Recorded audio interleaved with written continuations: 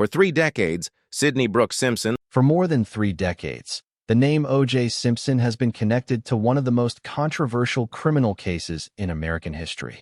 It was a story involving fame, violence, celebrity, race, the American justice system, and two people whose lives ended in a brutal attack on a quiet Los Angeles night. But behind the cameras and courtroom arguments was another story, a much quieter story. The story of two children who lost their mother while they were still very young. Sidney Brooke Simpson was only 8 years old when her mother, Nicole Brown Simpson, was killed.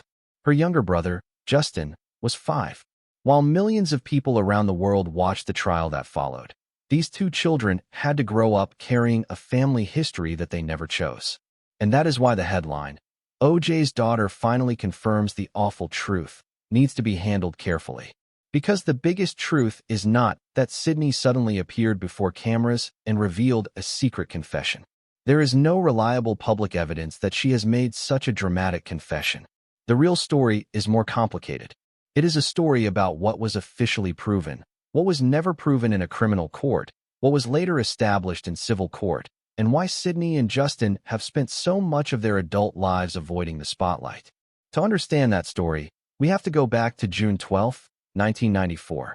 That night, Nicole Brown Simpson was at her home on South Bundy Drive in Brentwood, Los Angeles. She was 35 years old. Her friend Ronald Goldman was also there. By the end of the night, both were dead. Sidney and Justin were inside the house. They were asleep.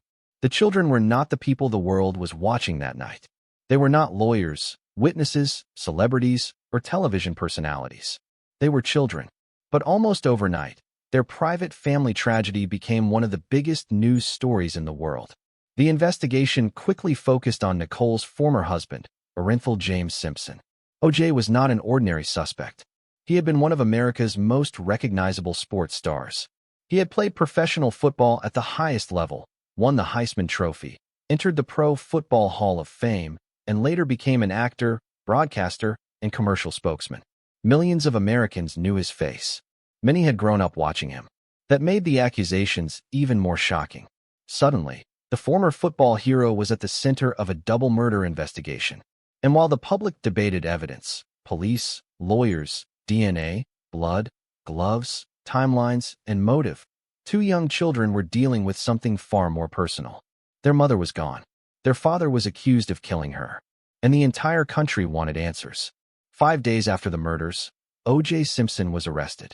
The following months became an extraordinary media spectacle. The famous white Ford Bronco chase became live television. News helicopters followed the vehicle. Millions watched. Then came the courtroom. The trial began in January 1995, and it eventually became known as the trial of the century. Every major detail was analyzed. Every witness became part of the national conversation. The prosecution presented its case. The defense challenged the evidence. Television cameras turned the courtroom into a daily national event. And somewhere behind all of it were Sidney and Justin. The children were placed under the guardianship of Nicole's parents, Louis and Judy Brown, after Simpson's arrest. Contemporary records and later court documents confirm that the Brown family became deeply involved in protecting the children during the crisis. This is an important part of the story because it explains something that is often misunderstood. Sidney did not grow up as a child who simply watched her father go through a trial on television. She was living inside the consequences. Her mother was dead. Her father was accused of killing her. Her maternal grandparents were trying to protect her. And journalists from around the world were interested in every detail of the family's life. For a child, there was no easy way to process that. Then came October 3, 1995. The verdict was announced. O.J. Simpson was found not guilty of the murders of Nicole Brown Simpson and Ronald Goldman in the criminal trial. The reaction across America was enormous. Some people celebrated. Others were devastated. Some believed the jury had reached the correct conclusion. Others believed the evidence clearly pointed toward Simpson. The debate did not end with the verdict. In many ways, it had only begun. For Sidney, however, the verdict could not change the most important fact of her life. Her mother was still dead. That is something no courtroom decision could reverse. And this is where the story becomes much more painful. Because people often discuss the Simpson case as though there were only two possibilities, guilty or innocent. But the legal history is more complicated than that. In 1997, a civil jury found O.J. Simpson liable for the wrongful deaths of Nicole Brown Simpson and Ronald Goldman. The legal standards in a civil case were different from those in the criminal prosecution. So while Simpson had been acquitted criminally, the civil judgment reached a different conclusion. That distinction is critical. It is also why responsible storytelling about this case must avoid claiming that Sidney personally confirmed something that she has never publicly confirmed in a reliable source. The court system already created a complicated record. The criminal case ended with acquittal. The civil case ended with liability. And the murders themselves remain officially unsolved in the criminal sense. No criminal conviction for the murders was ever entered against O.J. Simpson. Yet the civil judgment became an enduring part of the story. And then there was another painful part of the history: Nicole's relationship with O.J. Nicole had previously described abuse within the marriage, and Simpson pleaded no contest in a 1989 domestic violence case. That history was not invented by modern social media. It was part of the public record long before today's documentaries and streaming specials. The domestic violence allegations became an important part of the larger conversation about Nicole's life. Gloria Allred, who represented Nicole's family, emphasized that history again after Simpson's death in 2024, pointing to the previous violence and the later civil judgment. But even that does not mean every claim circulating online is true. And this is exactly where Sidney's story is often distorted. Over the years, countless websites and videos have claimed that she secretly revealed what happened. Some stories say she remembered specific sounds. Others claim she saw someone. Some even claim she later signed legal documents rejecting her father's inheritance or publicly condemned him. But extraordinary claims require extraordinary evidence. And in this case, many of those dramatic stories cannot be verified through credible reporting or publicly available court records. That matters, because Sidney is a real person. She is not a fictional character created for a dramatic YouTube ending. She is a daughter who lost her mother. She is also the daughter of a man whose name became permanently associated with one of the most famous murder cases in American history. And she has repeatedly chosen privacy. That choice is itself revealing. Not because silence proves guilt. It does not. Not because silence proves innocence. It does not. Silence simply means that someone has chosen not to make their private life public. And Sidney has every right to make that choice. In fact, her family has specifically asked the public to respect that privacy. In 2024, Nicole's sisters spoke publicly about Sidney and Justin, explaining that they had their own families and preferred to live normal lives away from public attention. That detail may not be as sensational as a supposed secret confession, but it may be more meaningful. Imagine growing up and discovering that almost every major stage of your childhood is connected to a television story. Imagine going to school while strangers know your family name. Imagine having classmates who know details about your parents that you may not even fully understand yourself. Imagine becoming an adult and realizing that millions of people have opinions about your mother, your father, and the night that destroyed your family. For Sidney, privacy was not simply a lifestyle choice. It was a way to separate herself from a story that had consumed her childhood. And that is one reason her adult life has received so much attention whenever small details become public. Unlike her father, she did not pursue celebrity. Unlike many people connected to the case, she did not make herself a regular presence on television. Instead, available reporting indicates that she and Justin built lives away from the spotlight and became involved in real estate. People magazine reported in 2024 that both siblings preferred to keep a low profile and were focused on their own families. That tells us something important. The public remembers O.J. Simpson as the athlete, the actor, the defendant, and eventually the convicted armed robber. But Sidney's life cannot be reduced to her father's reputation. She became an adult. She built relationships. She created a career. She developed a family of her own. And she did something her childhood had made incredibly difficult. She created distance. Not necessarily distance from every family member. Not necessarily a public declaration of hatred, but distance from the endless spectacle. And that may be the most important confirmation in this entire story. She confirmed, through the life she chose, that she did not want the world to own her story. Then, in April 2024, O.J. Simpson died. He was 76. His family announced that he had died after battling cancer. The news immediately reopened the conversation about the murders. For many people, Simpson's death brought back memories of the Bronco chase, the courtroom, the glove, the verdict, and the civil lawsuit. For others, it brought the focus back to Nicole. But for Sydney and Justin, the meaning was likely far more personal.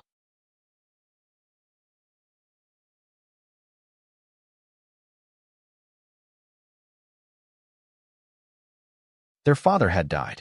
Their mother had been gone for nearly 30 years. And the family history that had followed them since childhood suddenly entered another chapter. Reports surrounding Simpson's final days indicated that his children were involved with him before his death. But the public still does not know everything that happened privately between O.J. and Sydney. And we should be careful not to pretend that we do. That is the difference between storytelling and fabrication. A dramatic story can be built from verified facts without inventing private conversations. The truth is already powerful enough. Sydney was 8. Justin was 5. Their mother was murdered.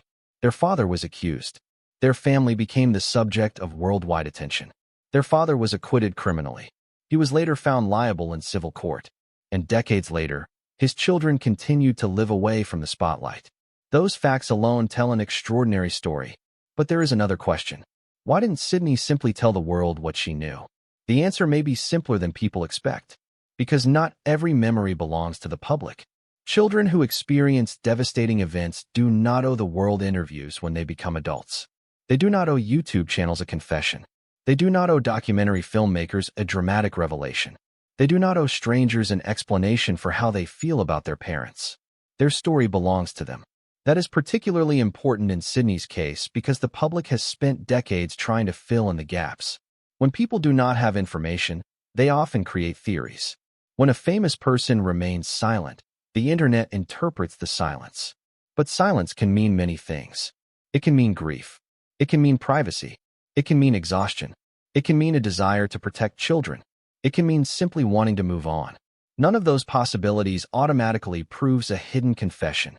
The reference stories circulating online often turn Sydney into a mysterious witness who supposedly held the final piece of the puzzle.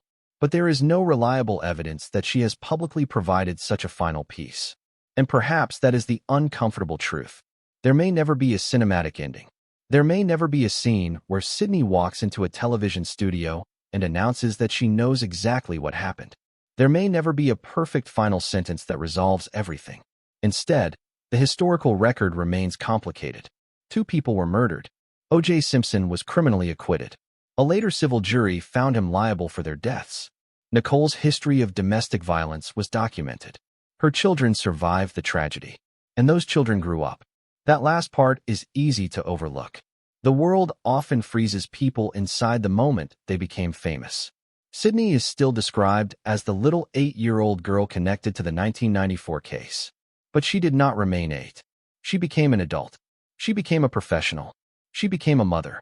She built a life. That is significant, because one of the most devastating consequences of public tragedy is that outsiders can forget that the people involved continue living after the headlines disappear. The trial ended. The cameras eventually left. The newspapers moved on. But Sydney still had birthdays. She still had school. She still had relationships. She still had decisions to make. She still had to decide what kind of person she wanted to become. And perhaps the strongest answer came not through a press conference, but through her refusal to let the Simpson name define her entire existence. There is another painful irony. The case made O.J. Simpson one of the most famous people in America. But his fame also became a burden for his children. They inherited a last name that millions recognized. But they also inherited a tragedy they had never chosen. In 2024, Nicole's sisters made clear that Sydney and Justin wanted privacy. That request deserves to be heard. Because Nicole herself was often reduced to a headline. She became O.J. Simpson's ex-wife. But she was more than that. She was a mother. She was a daughter. She was a sister. She was a friend. And to Sydney and Justin, she was simply their mother. That distinction matters. For decades, the public argument focused on O.J. Was he guilty? Was he innocent? Did the jury get it right? Did the police mishandle evidence? Did race influence the verdict? Did celebrity influence the case? Those are legitimate historical questions. But there was another question underneath all of them. What happened to the children? They lost their mother.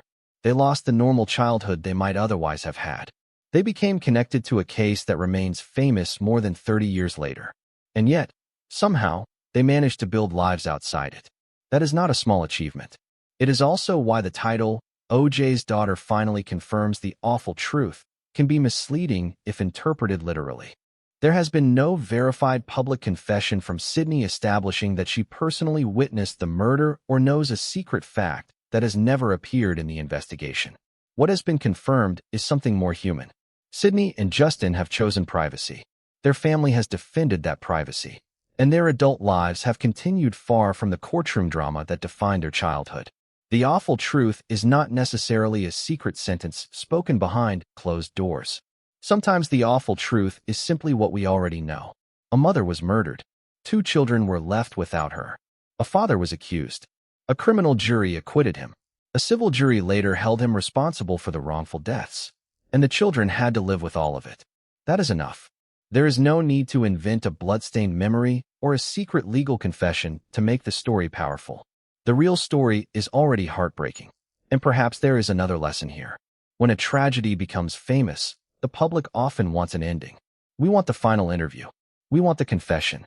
We want the missing evidence. We want the person closest to the story to finally tell us everything. But real life does not always provide that kind of ending. Sometimes people refuse to speak. Sometimes memories remain private. Sometimes families choose healing instead of publicity. And sometimes the most respectful thing we can do is accept that.